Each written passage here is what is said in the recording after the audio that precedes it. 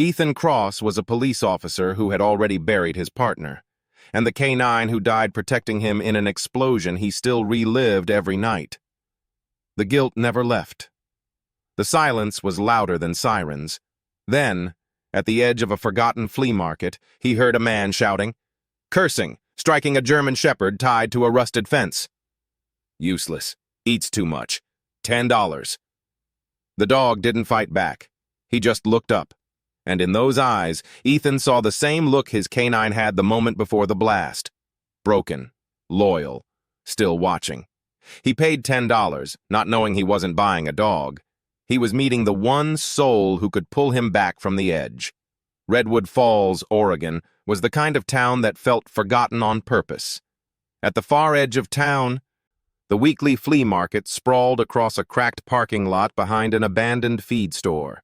Bent tables, patched tents, tarps weighed down with bricks rattled softly in the wind. Radios murmured country songs. Coins clinked, metal scraped against metal. That sound, the sharp clatter of steel, made Ethan Cross stop walking. Ethan was 39 years old, a police officer by training and instinct, though he no longer wore the badge.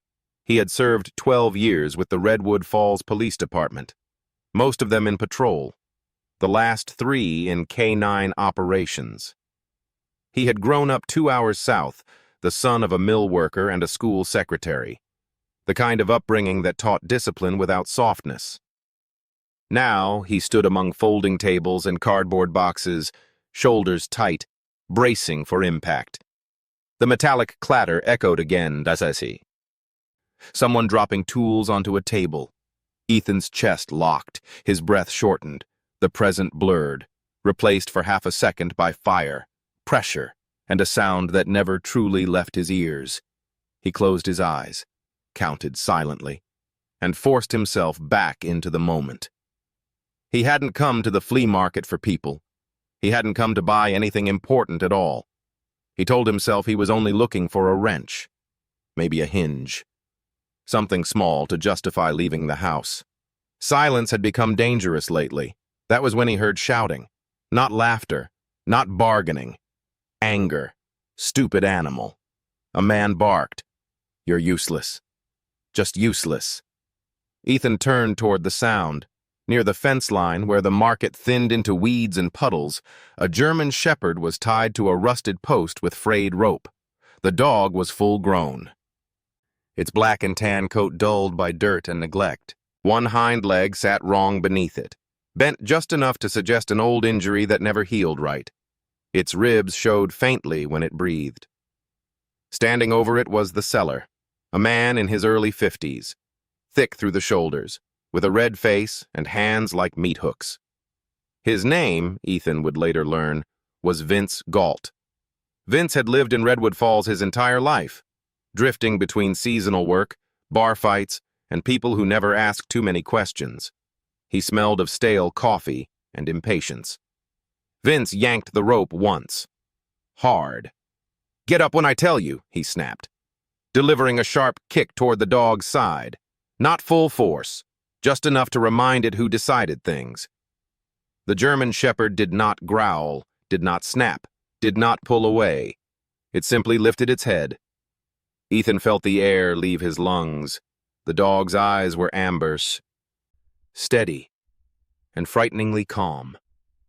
There was no pleading in them, no panic, only awareness. And something else. Acceptance, maybe, or endurance. The kind of look Ethan had seen once before. Kneeling in the dirt with smoke in his mouth, holding a dying canine whose pulse slipped away beneath his hands. The memory hit without warning. Heat, screaming, a body that went still too fast. Ethan staggered half a step, catching himself on the edge of a table piled with rusted wrenches. The metal rattled, sharp and loud, and his vision tunneled. Vince's voice faded into a distant echo. You looking or just staring?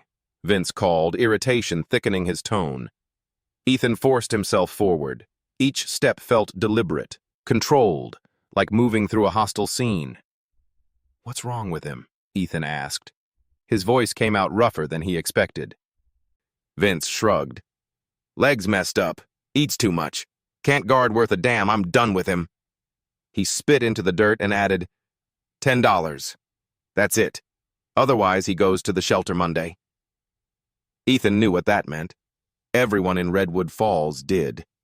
He crouched slowly, ignoring the ache in his knees, bringing himself level with the dog. The German Shepherd watched him closely, ears flicking once, then settling again. No fear, no trust either, just attention. Ethan swallowed. In that moment, he didn't see a dog.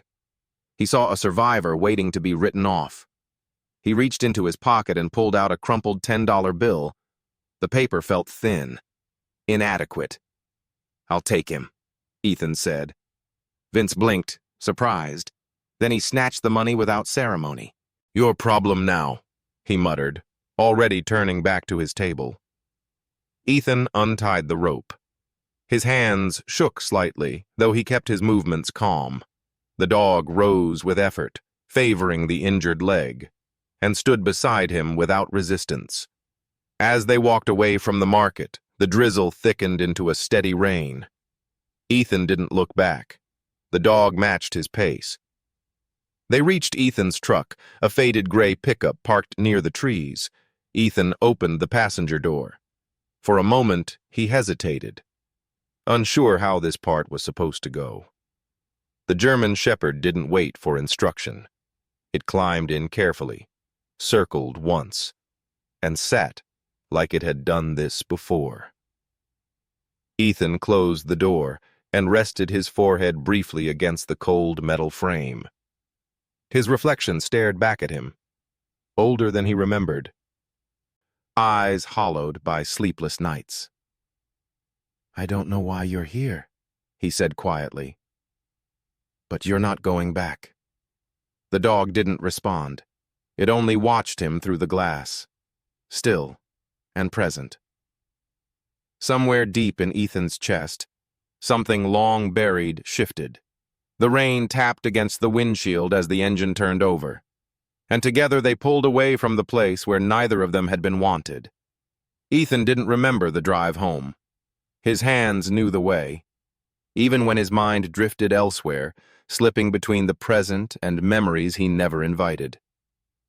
By the time he parked beside the small house at the edge of Redwood Falls, the dog scout had fully settled in. Ethan cut the engine and sat there, listening to the ticking metal cool beneath the hood. The German Shepherd remained still in the passenger seat, watching him with quiet attention, as if waiting for instructions that never came. Ethan opened the door and stepped out. The dog followed more slowly, favoring the injured leg, pausing once, as if unsure whether crossing the threshold would undo whatever fragile truce the world had offered him. Ethan noticed. He slowed his movements, giving space, something he had learned long ago with his canine partner. The dog came anyway. Inside, Ethan did not bother with lights right away. He moved by habit, setting down his keys, dropping his jacket over the back of a chair. He pulled an old blanket from the hall closet and laid it near the wall. Not too close to him, not too far either. The dog lowered himself onto it without a sound, curling carefully around the damaged leg. Ethan watched the rise and fall of the animal's chest, counting the breaths until his own steadied. He didn't give the dog a name. Not yet. Names turned into voices in your head. Names made absence louder. Ethan poured water into a bowl and set it near the blanket, then filled another with dry food he'd bought months ago for a neighbor's stray that never came back. The dog sniffed at it, then turned his head away. Ethan didn't push. He recognized that look. Hunger didn't always outrank vigilance. They existed like that for the rest of the evening. Two survivors circling the same quiet fear from opposite ends of the room. Ethan sat at the small kitchen table, staring at nothing. The dog lay with his eyes half open, never fully surrendering to rest. When Ethan finally went to bed, he left the door open. Sleep came in fragments. Ethan jerked awake just after midnight, heart pounding. The echo of a blast ringing in his ears. He tasted smoke. For a moment he couldn't tell where he was. His hands clawed at the sheets, searching for something solid. Somewhere in the house, the dog shifted, nails scraping softly against the floor. The sound grounded him just enough to breathe again. He slept again, briefly. Then the dream returned, sharper this time. The explosion, the heat, the impossible stillness afterward. He woke with a hoarse sound caught in his throat. Sweat soaked the collar of his shirt. He sat up, head in his hands, forcing himself to count. 1, 2, 3. When he looked toward the doorway, the German Shepherd stood there, just inside the frame, watching him, not approaching, not retreating, simply present. Ethan whispered, "It's fine." He didn't know who he was saying it to. Morning arrived without relief. Ethan brewed coffee he barely touched. The dog drank a few mouthfuls of water, but ignored the food again. Ethan noted it, filed it away the way he once cataloged small changes in behavior. He grabbed his phone from the counter, thumb hovering uncertainly over the screen. He had never recorded himself before, never wanted to hear his own voice shaking.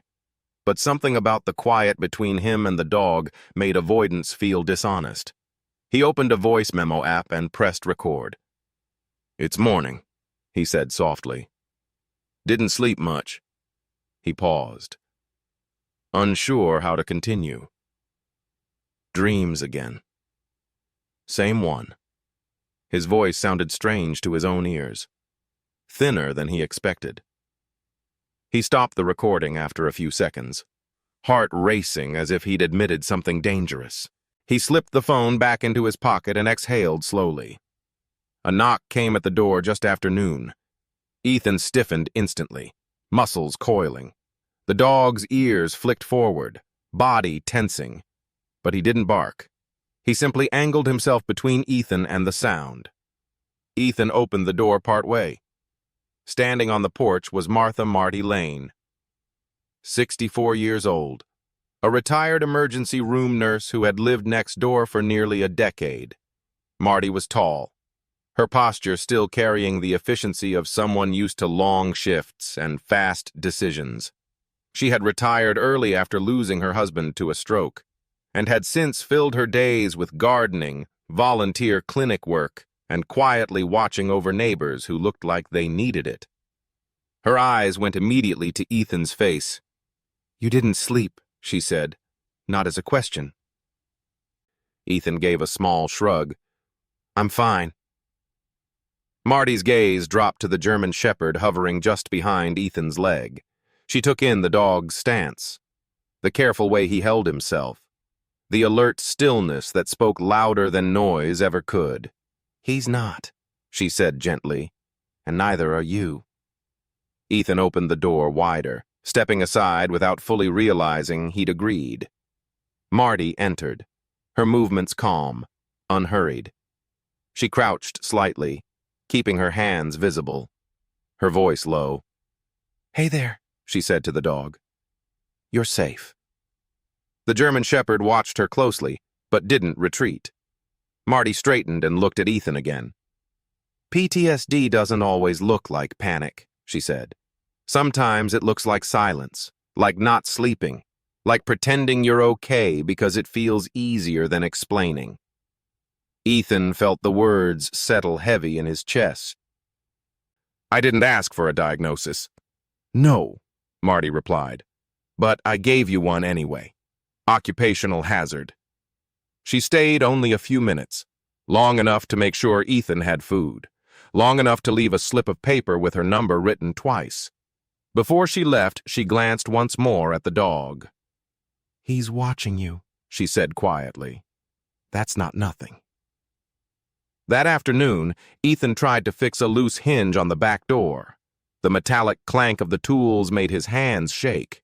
He dropped the screwdriver once, the sound sharp in the enclosed space, and felt a familiar rush of heat climb his spine.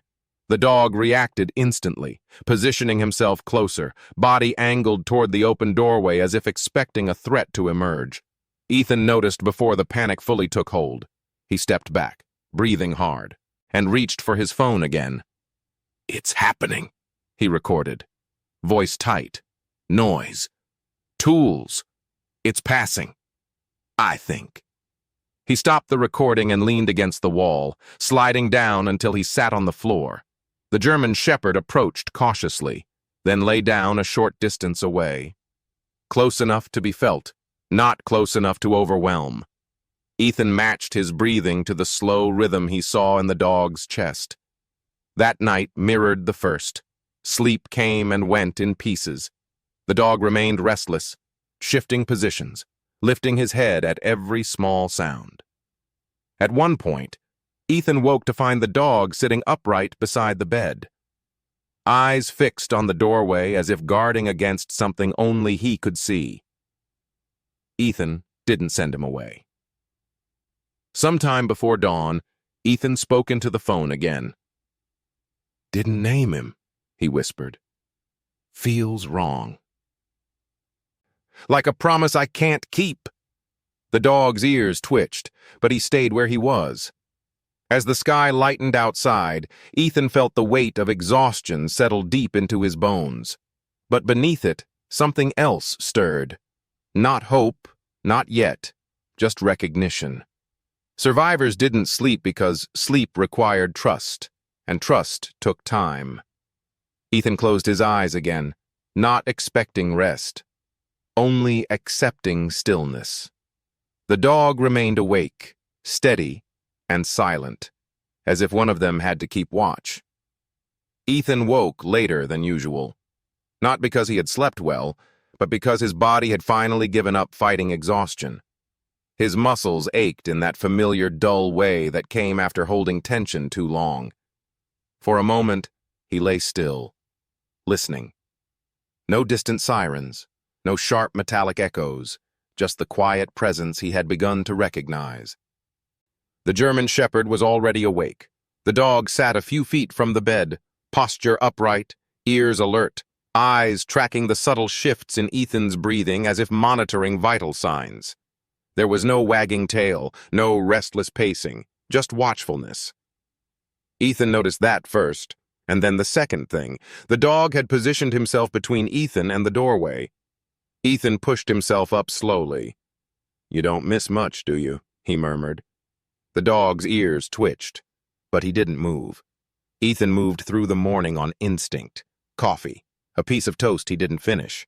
He took his phone out of his pocket, thumb hovering over the voice memo app, then slid it back without recording anything. He wasn't ready to name what he felt today. It was sharper than fear, closer to curiosity. He decided to clean the garage. It wasn't a productive decision. It was a controlled risk. The garage held tools, metal shelves, old equipment, things that made noise, things that could trigger him. But avoidance had narrowed his world enough already. He rolled the door halfway up, letting in muted daylight, and began sorting through a box of rusted parts. The dog followed, stopping just inside the threshold. Ethan picked up a small crate and set it onto a shelf. His hand slipped. The crate fell. The sound was sudden and violent, metal striking concrete with a sharp crack that echoed through the space. Ethan's body reacted before his mind did. His shoulders locked, his breath caught halfway in. For a fraction of a second, he was back there. Heat. Chaos. The scream of tearing steel. Something moved fast. The German Shepherd surged forward, planting himself directly in front of Ethan. Broad chest squared, weight balanced evenly over all four paws, his head lowered slightly, eyes scanning the open garage door, then flicking back to Ethan, then out again. He didn't bark. He didn't flinch. He shielded. Ethan stared. The panic stalled, confused by what it found. The dog held the position for several seconds, muscles taut but controlled. Only when Ethan's breathing began to slow did the dog ease back half a step, still close enough to intervene if needed. Ethan sank down onto a crate, heart pounding for a different reason now. That wasn't luck, he said quietly. He tested it, carefully, deliberately. Ethan nudged a long metal rod so it clattered against the wall. Not as loud as before, but enough. The dog reacted again, less urgently this time, but with the same precision. Position, angle, awareness. Ethan felt a tight knot form beneath his ribs. This wasn't instinct. Instinct was messy.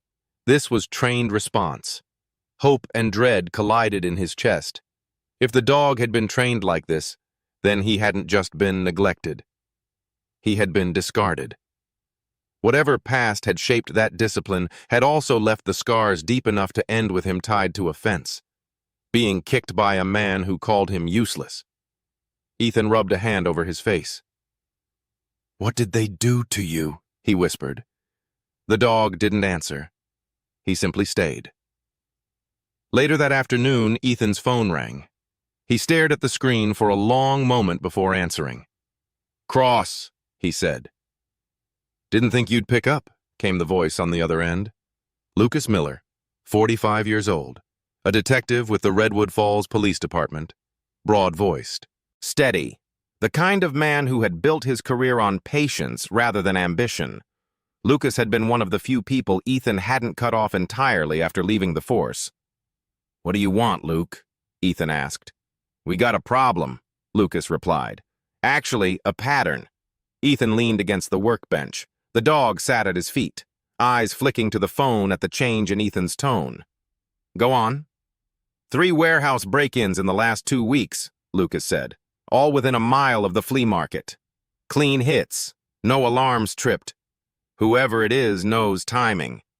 Ethan closed his eyes briefly. "And you're calling me because you worked K9, because you know that area, and because someone mentioned you were seen at the flea market last weekend." Ethan stiffened. People talk too much. Lucas exhaled. "Look, I'm not asking you to come back. Not officially. I just want your opinion, off the record." Ethan looked down at the German shepherd. The dog met his gaze, steady and unreadable. "I'll listen," Ethan said. "That's all." Lucas filled him in. Entry points, missing inventory, the kind of small but valuable items that suggested resale, not personal use. Ethan asked a few pointed questions, ones that came naturally despite months away. When the call ended, he felt the faint echo of something he hadn't felt in a long time. Engagement. That evening, Ethan returned to the garage. He moved slower this time, more aware. At one point, he climbed a ladder to retrieve a box from a high shelf.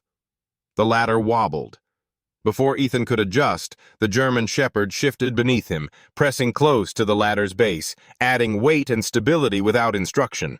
Ethan froze at the top, then laughed softly under his breath.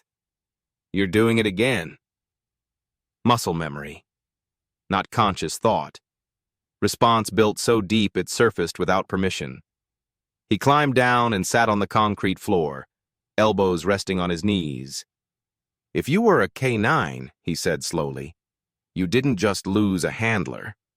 You lost a job, a purpose." The dog lowered himself across from Ethan, mirroring the posture without crowding him. "Maybe that's why you're still watching," Ethan added. The next morning, Lucas Miller stopped by the house. He arrived mid-morning, jacket unbuttoned, eyes already scanning. He took in the garage, the half-organized tools, then the German shepherd sitting calmly at Ethan's side. Lucas raised an eyebrow. "That your dog?" Ethan hesitated. "Something like that." Lucas crouched slightly, hands visible. "He's trained," he said. More observation than question. Ethan nodded once. "That's what I'm starting to think." Lucas straightened. "We could use eyes like that," he said carefully, unofficially. Ethan felt the weight of the words settle. He wasn't being asked to solve the case. Not yet. Just to look, to notice, to do what he already couldn't stop himself from doing. "I'll walk the area," Ethan said. "That's all." Lucas gave a short nod. "That's enough." As Lucas left, Ethan stood in the driveway, the German Shepherd beside him. For the first time since the explosion, the thought of stepping closer to the work didn't feel like a threat. It felt like a test. Ethan looked down at the dog. "If you were trained," he said quietly, "they broke you by taking everything away." The dog's gaze never wavered. Ethan straightened his shoulders. They didn't finish the job. The realization settled between them, heavy and electric. Whatever the dog had been, whatever he had lost, it was still there beneath the surface, waiting. Ethan felt it in his bones. So did the dog. The garage lights were off when it happened. Ethan had gone out there after midnight, not because he needed to fix anything, but because sleep had once again refused him. His body moved before his thoughts caught up, drawn toward the familiar space where tools hung in quiet order, and nothing asked questions.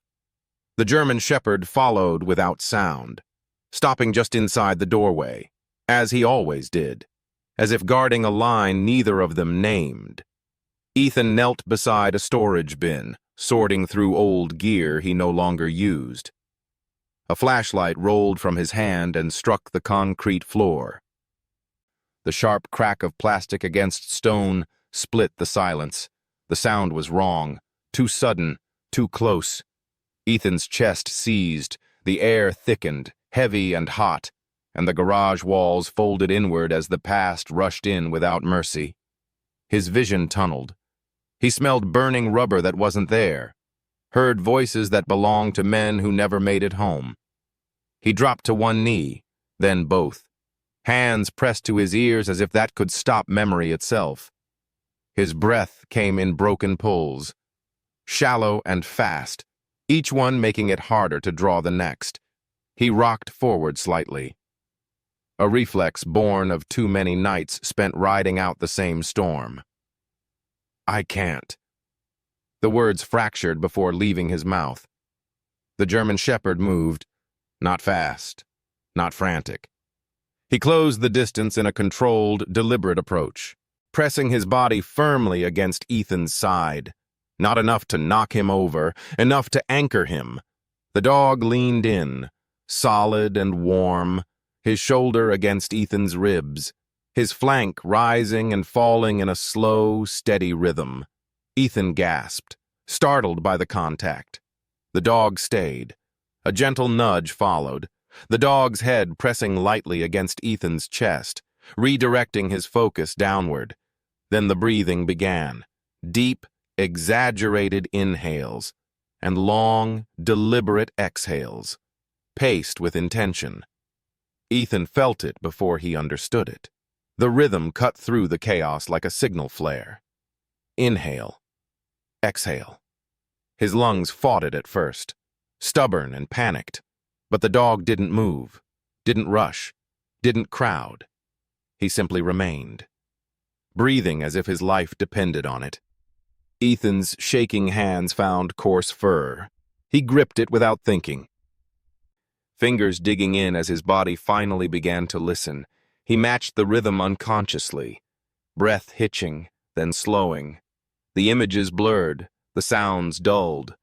Minutes passed, maybe longer. When Ethan finally lifted his head, his face was wet. Tears he hadn't felt coming clung to his lashes, traced lines down cheeks he'd trained himself not to feel through. His throat burned. The German Shepherd eased back just enough to look at him. Still there. Still watching. Ethan let out a sound that was half laugh, half sob. "You didn't leave," he whispered. The dog tilted his head slightly as if considering the statement. Ethan wiped his face with the heel of his hand. Breathing hard but steady now, his chest ached. Not from panic, but from release. "That wasn't instinct," he said hoarsely. "That was trained." He stared at the dog, really looked at him. and something shifted into place. All the signs he'd been circling finally aligned. The positioning, the pressure, the breath work, the timing, service protocol, grounding response. His voice broke completely when he said it. "You were taught to do that." Ethan bowed his head, shoulders shaking. Grief pouring out in a way he hadn't allowed himself in years. He cried for the partner he lost, for the canine who died because Ethan survived, for the years he'd spent frozen between guilt and anger, and for the dog in front of him, who had carried his own silent burden long enough to be kicked and tied and sold for $10. When the tears finally slowed, Ethan rested his forehead against the dog's neck. His voice came out soft, stripped of pretense. "You're still on watch, aren't you?" The dog remained still. Ethan swallowed. "Atlas," he said, the word forming before he could second-guess it. "That's what you are." The name settled into the space between them, heavy with meaning. Atlas, the one who carries the weight, the one who holds the world up when others collapse. The dog's ears flicked, slowly, deliberately. His tail moved once, brushing the concrete. Ethan laughed quietly, exhausted and undone. "Yeah," he murmured, "that fits." From that night on, Ethan spoke to Atlas the way he once spoke to his partner in the field. Not commands, not praise, just conversation. He narrated small tasks, muttered observations, voiced doubts he'd never shared with anyone else. "Didn't think I'd make it tonight," he admitted at the kitchen sink the next morning. Atlas lay nearby, head resting on his paws, listening. Later, while sorting paperwork he hadn't touched in months, Ethan glanced down and said, "Luke called again." "Want my thoughts?" "Not my badge, just my brain." He paused. "I don't know if I'm ready." Atlas's gaze never wavered. Ethan began to notice something else, too. Atlas wasn't eating much. He drank water enough to get by, but he moved carefully, favoring the injured leg more after long stretches of stillness. Ethan's instincts, long dormant, flared. That afternoon, Ethan called Dr. Alice Moore, 52 years old, the town's primary veterinarian. Alice had grown up on a ranch outside Redwood Falls and returned after veterinary school to care for everything from cattle to retired police dogs. She carried herself with calm authority and had a reputation for not sugarcoating hard truths. "I've got a dog," Ethan told her. "German Shepherd. Old injury, possibly trained." There was a pause on the line. "Bring him in," Alice said, sooner rather than later. The decision settled heavier than Ethan expected. Taking Atlas to the vet meant paperwork, questions, records. It meant acknowledging the dog's past instead of leaving it buried where it couldn't hurt him. That night, Ethan sat on the garage floor again, back against the wall, Atlas beside him. "We're going to see someone," he said quietly. "I won't let them take you. That's not happening." Atlas leaned into him just slightly. Ethan closed his eyes, listening to the steady breathing that had saved him hours earlier. For the first time since the explosion, the guilt didn't scream quite as loudly. It didn't vanish, but it shifted. "You didn't save me because it was your job," Ethan said. "You did it because you're still you." The words felt like a promise. As dawn crept closer, Ethan didn't try to sleep. He sat there, grounded by Atlas's presence, aware of the long road ahead, but no longer convinced he had to walk it alone. For the first time in years, when the memories pressed in, Ethan didn't freeze. He stayed. Ethan drove to the clinic with both hands tight on the steering wheel, knuckles pale, jaw locked in the way it always did when he felt a line being crossed that couldn't be uncrossed. Atlas sat in the passenger seat, posture upright, calm but alert, as if he understood this was not just another stop. Ethan had told him they were going to see someone who could help. He hadn't said how much truth might come with that help. The waiting room smelled faintly of disinfectant and old paper. Ethan didn't sit. He stood near the wall, one shoulder angled toward Atlas, instinctively positioning himself between the dog and the rest of the room. A receptionist nodded politely and disappeared through a side door. A moment later, Dr. Alice Moore emerged. At 52, she carried herself with the unhurried confidence of someone who had spent decades delivering bad news gently and good news honestly. She had grown up in Redwood Falls, left to study veterinary medicine, then come back when her parents aged, choosing community over prestige. She looked at Atlas first, then at Ethan. "You must be Ethan," she said. "And you're the one everyone's been talking about." Atlas's ears flicked. Ethan exhaled. "He's not a story," he said. "He's just here." Alice nodded as if she'd expected that answer. "Let's take a look." The exam room door closed softly behind them. Atlas stepped onto the mat without prompting, positioning himself where Alice indicated, every movement efficient. Alice noticed. So did Ethan. She didn't comment, only watched carefully as she began the examination, hands gentle but precise. "This leg," she murmured, fingers tracing the old injury. "Trauma long time ago." He learned to compensate. Ethan swallowed. Explosion. The word slipped out before he could stop it. Alice glanced up, measuring him. "It's possible," she said evenly. "Shrapnel injuries heal like this sometimes. Not clean, not kind." She moved on, checking joints, reflexes, heart rate.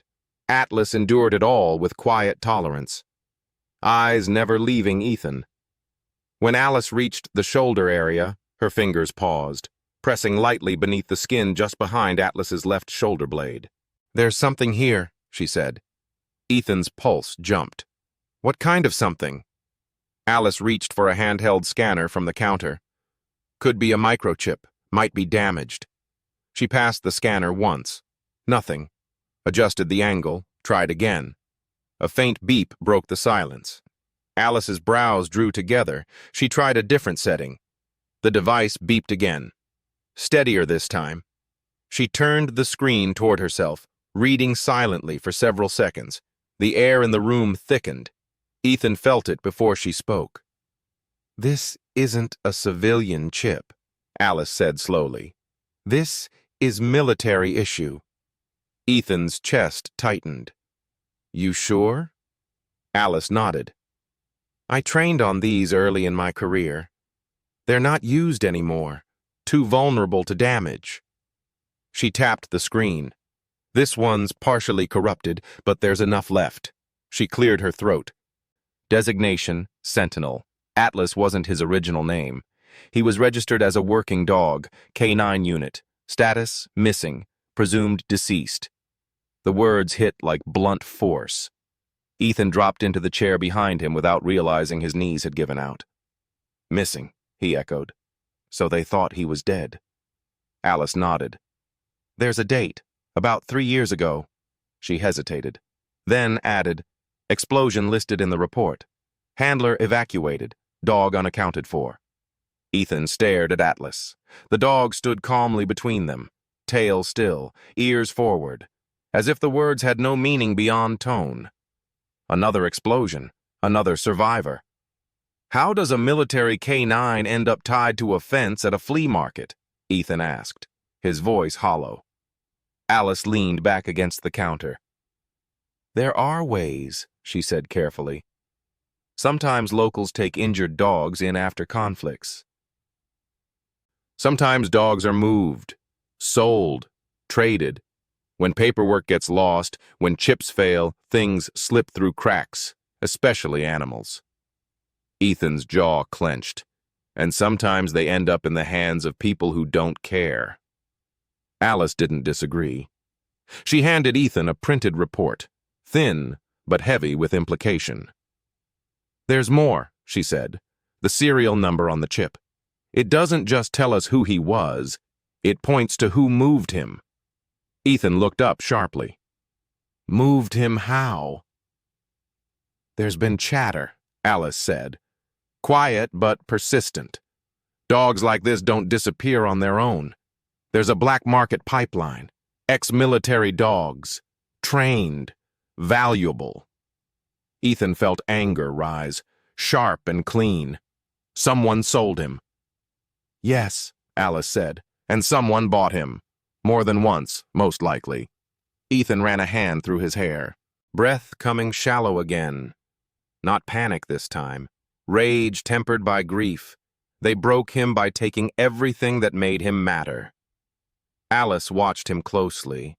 Or, she said gently, they underestimated what couldn't be taken.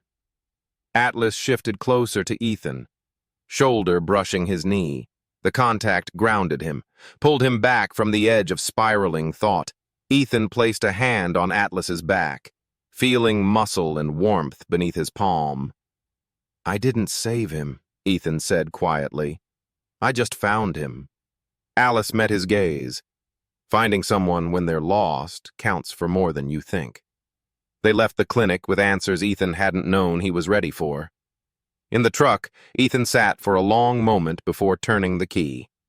Atlas waited, patient as ever. You weren't abandoned, Ethan said, voice low. You were stolen. Atlas's eyes reflected back at him, steady and unreadable, as if he had always known. That evening, Ethan called Lucas Miller. Lucas listened without interrupting as Ethan explained the chip, the designation, the implication of a pipeline. When Ethan finished, there was silence on the line. That lines up, Lucas said finally. We've been chasing shadows around the warehouses, missing inventory, untraceable buyers. I didn't want to believe dogs were part of it. Ethan closed his eyes. They are now. Lucas exhaled. You're not on the hook for this, he said. I won't drag you back in. Ethan looked down at Atlas, who lay at his feet, breathing slow and even. I know, Ethan replied, but I'm not walking away. After the call, Ethan sat alone in the garage, reports spread across the workbench. Atlas lay nearby, head on his paws, watching. Ethan traced the faded serial number with his finger. I couldn't save them, he said quietly. My partner, my canine. His voice wavered, then steadied. But I can save you. He didn't say it like a promise made in desperation. He said it like a decision. The guilt was still there. It always would be, but now it had somewhere to go.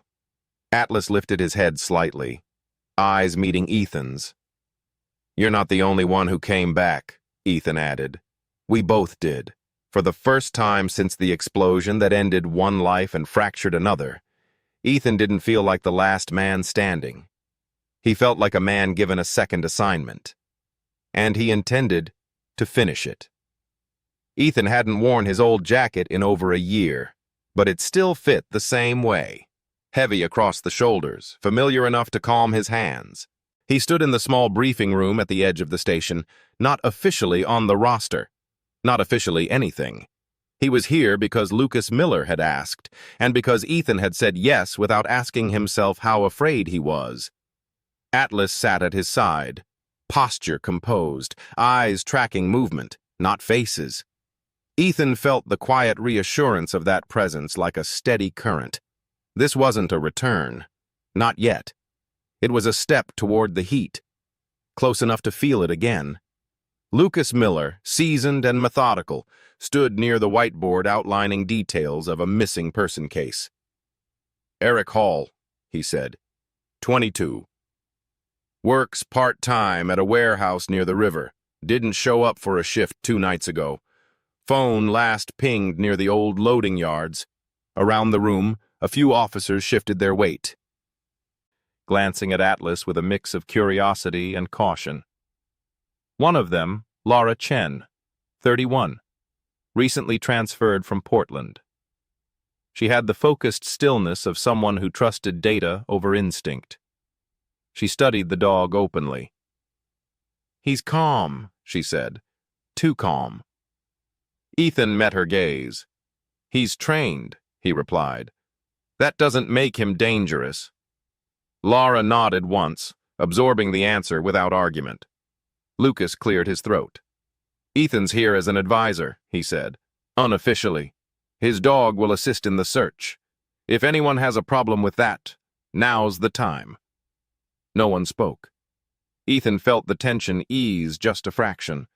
Acceptance didn't come all at once. It came in small permissions. They moved out as a group. Splitting into teams near the loading yards, Ethan stayed with Lucas and Laura, Atlas walking slightly ahead, nose low, but not frantic. Ethan kept his pace measured, breathing steady, grounding himself in the rhythm of steps and purpose. The smells of oil and old wood tugged at old memories, but they didn't overwhelm him. Atlas's presence anchored him to now. "Easy," Ethan murmured when Atlas paused, tail stiffening briefly. The word wasn't a command, it was a conversation. Atlas adjusted, recalibrated, and continued. Laura watched closely. "He responds like a partner," she said, "not a tool." Ethan didn't look at her. "That's because he is." They reached a narrow corridor between storage units. Atlas stopped, inhaled deeply, then veered left without hesitation. Ethan felt the familiar surge of recognition. The moment when instinct aligned with training. He followed, heart thudding, not with panic, but with focus. "Ethan," Lucas said quietly. "You sure?" Ethan nodded. "Trust him." They followed Atlas into a dimmer stretch near the riverbank. Atlas's movements became more purposeful, zigzagging slightly, correcting course with small adjustments.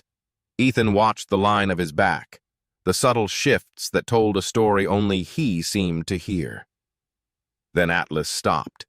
He lifted his head and let out a low, controlled bark. Short, deliberate, an alert signal. Ethan moved forward. "Eric!" he called. A weak response came from behind a stack of pallets.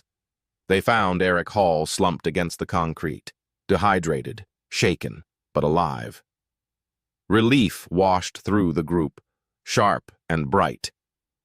As paramedics arrived, Laura crouched beside Atlas. "Good work," she said softly.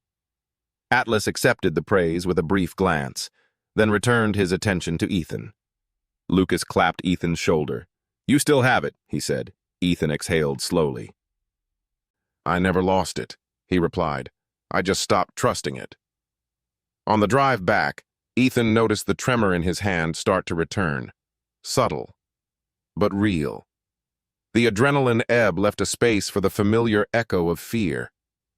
He pulled over briefly, closed his eyes, and focused on Atlas's breathing. The tremor eased. Not gone. Managed.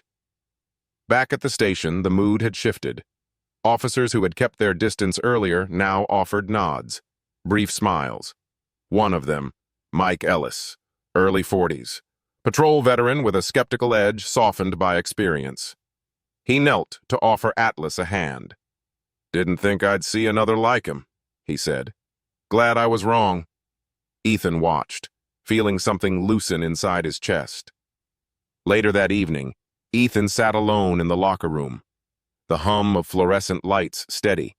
Atlas lay nearby, eyes half closed but alert. Ethan spoke quietly, as if continuing a conversation started long ago. "You're not here to replace anyone," he said. "You're here because the work isn't finished." Atlas shifted closer, resting his head near Ethan's knee. The night brought its own test. A sudden bang echoed down the hall, a dropped locker door. Ethan flinched, breath hitching. The old fear rose. Sharp but brief. Atlas pressed against him, grounding, steady. Ethan breathed through it, counting, staying present. "Still there," Ethan whispered to himself. He recorded a short memo later. PTSD didn't disappear, he said, but it didn't win today. As they left the station, Ethan realized something that surprised him. The fire he'd feared wasn't only destructive, it could forge, if he didn't face it alone. Atlas walked at his side, not in front, not behind, but exactly where a partner belonged. Ethan looked down at him. "Keep going," he said. Atlas's tail moved once, slow and sure. Ethan knew the sound before it finished echoing. It wasn't loud, not compared to what he'd survived, but it carried the same sharp edge, the same metallic snap that sliced straight through reason and memory alike. A steel door slammed somewhere inside the warehouse corridor, the reverberation rolling down concrete like a warning shot. His body reacted first. His feet stopped. His hands went numb. The present slipped, replaced by heat and pressure, and a moment where time had once shattered and never quite reassembled. He stood there, frozen, breath locked halfway in. The team moved without him for half a second, long enough to matter. Lucas Miller shouted a command Ethan didn't process. Lara Chen's boots scraped as she adjusted position. The corridor narrowed in Ethan's vision, walls tilting inward, sound draining away until all that remained was the ringing in his ears. This was the moment that had ruined him before. A second explosion had lived here for years, waiting. Atlas felt it the instant Ethan went still. He shifted from heel to action with a decisiveness that didn't ask permission. The dog pressed hard into Ethan's thigh, then pivoted, placing his body squarely in front of him, blocking his line of sight to the slamming door. Atlas's head came up, eyes locked onto Ethan's face, breath deep and deliberate. He nudged Ethan's knee once, firm enough to demand attention. Ethan gasped, startled by the contact. Atlas's breathing seemed to say, "Out." Ethan's chest hitched. He fought it, instinctively, resisting the rhythm the way panic always did. But Atlas stayed, anchoring him, shoulder against Ethan's legs, warmth and pressure forcing his body to register now instead of then. The ringing softened. The corridor came back into focus. Ethan's fingers tingled as sensation returned. "Ethan," Lucas said sharply. "You with us?" Ethan swallowed. "I'm here," he said. His voice shook. But it existed. That mattered. Atlas eased back half a step, then turned, nose already down. Pulling toward a side passage the team hadn't cleared yet. He moved with urgency now, tail rigid, body low. Ethan followed, legs still unsteady, but moving. He stayed. They pushed through the passage into a loading bay cluttered with stacked crates. Atlas stopped again, lifted his head, and barked once, controlled, precise. Ethan recognized the signal without thinking. He raised his hand, stopping the others, then pointed left. "Movement," he said. The suspect bolted. The chase that followed was brief and chaotic, but this time, Ethan didn't lose himself. He stayed aware of his footing, of Lucas's position, of Atlas cutting angles ahead, herding rather than pursuing. When the suspect stumbled near the exit, Atlas surged forward, placing himself squarely in the man's path, forcing him down without a bite, without unnecessary force. The arrest ended with cuffs clicking shut and heavy breaths filling the space. Ethan leaned against the wall, adrenaline draining, knees weak but holding. He looked down at Atlas, who sat calmly at his side, tongue lolling slightly, eyes alert. Ethan knelt and pressed his forehead briefly against the dog's neck, grounding himself in the familiar warmth. "I stayed," he whispered, more to himself than anyone else. Outside, as the suspect was loaded into a cruiser, Lucas joined Ethan. His expression was unreadable at first. then softened. "You froze," he said, not accusing. "But you came back." Ethan nodded. "He brought me back." He rested a hand on Atlas's shoulder. Lara Chen approached, helmet tucked under her arm. At 31, she carried the intensity of someone still proving herself, but her voice was steady now. "If that dog hadn't intervened," she said, "we'd be writing a different report."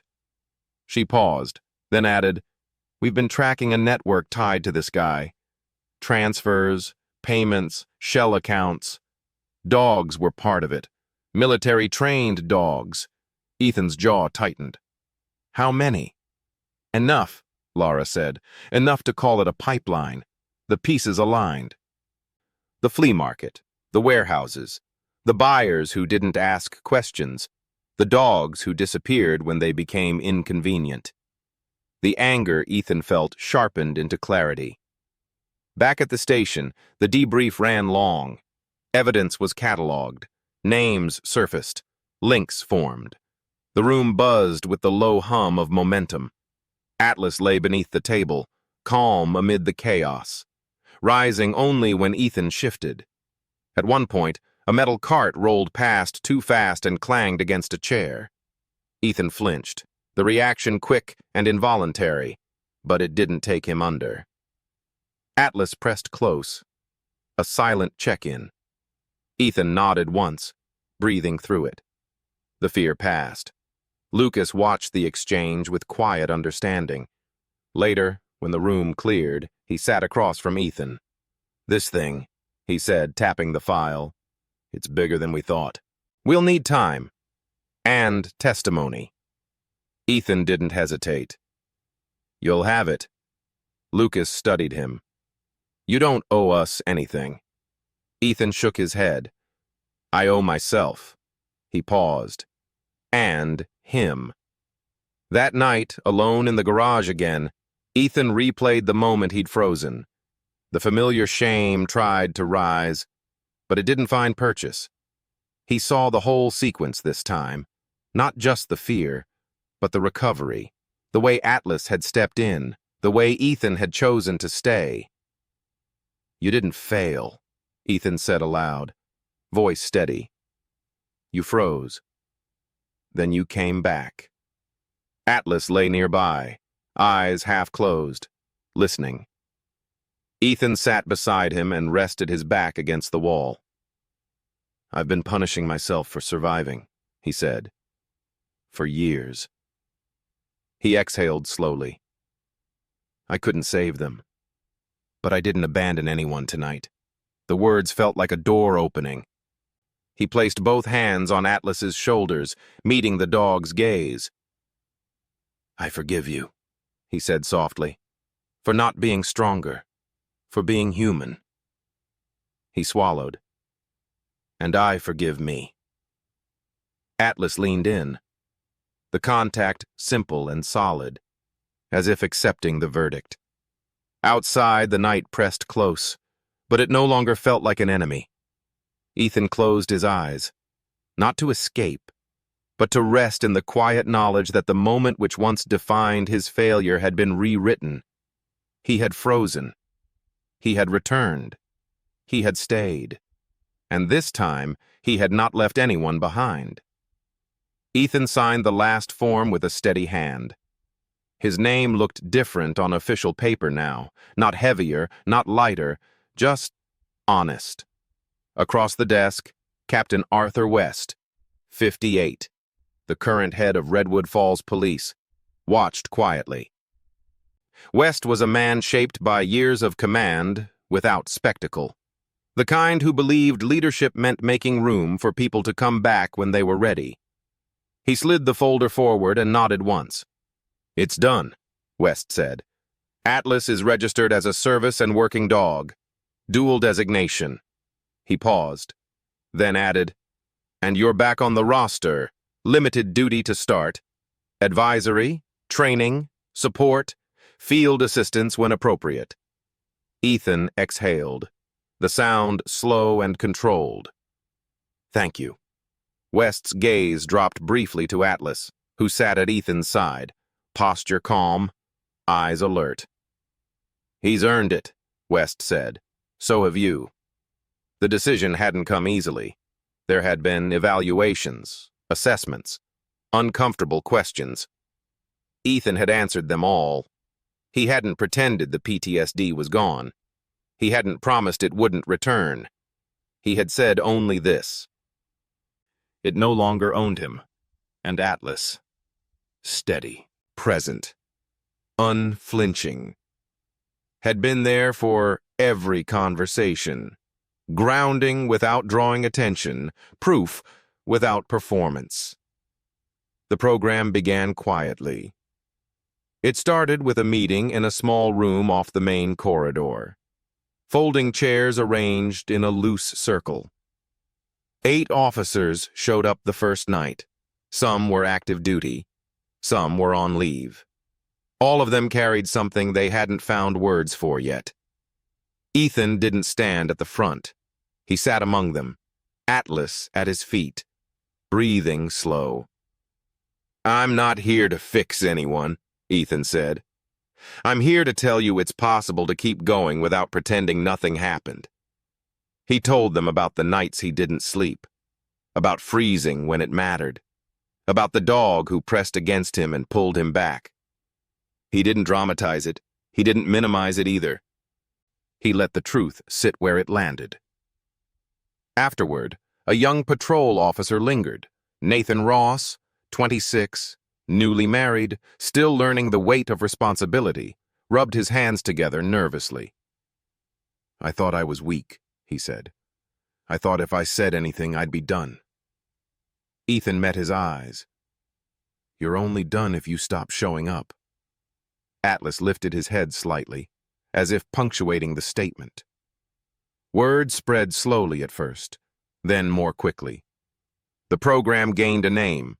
Informal, imperfect, but fitting. Still watching. Officers came.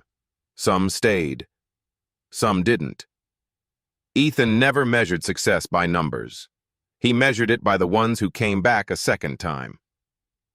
Outside the station, Atlas became something of a constant. He walked the halls with Ethan, not as an attraction, not as a mascot, but as a presence that lowered voices and steadied movements. People noticed. Kids pointed. Shop owners left water bowls outside without being asked. No one made a fuss. Redwood Falls had never been a town for fuss. One afternoon, Ethan stopped by the flea market. Not to buy anything, not to revisit the past, but because it was there.